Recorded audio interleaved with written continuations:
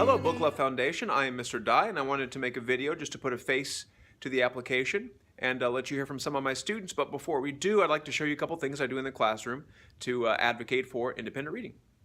So at the front of the classroom are always displayed some featured books. I got some of the heavy-hitting series on my shelf here, and then just some really eye-catching titles on the board.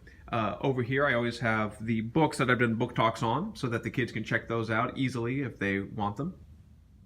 Of course, we have the classroom library organized by genre, and we're lucky enough at our school to have a nice color poster maker so that I can make these fun legends for them. And this is actually my favorite thing I've done to improve the literacy environment at the school, is Photoshop actual students into some full-size reading posters. So anytime I have a student who has really gotten into a book or has shown that they've grown as a reader, I give them the opportunity to pose for a photo and be in one of my posters. And best of all, it's been a great reason to procrastinate on lesson plans and grading papers. But as any teacher worth his or her salt knows when to let the students talk for themselves, let's hear from some of my kids and how they're reading. All right, so do you like what we're doing in class with reading? Like with the reading, I like it. I wish we read more because I always get to a good part and then we run out of time. So you want more reading time? Yes. What book are you reading now? Turtles All the Way Down by John Green. Have you read any of his other stuff? I've read Paper Towns and The Fault in Our Stars. Nice. All right, so Melissa, you've read how many books this year? 18 books already. I said 17 in the application. It's already 18. That's awesome. And so how many did you read last year? 2.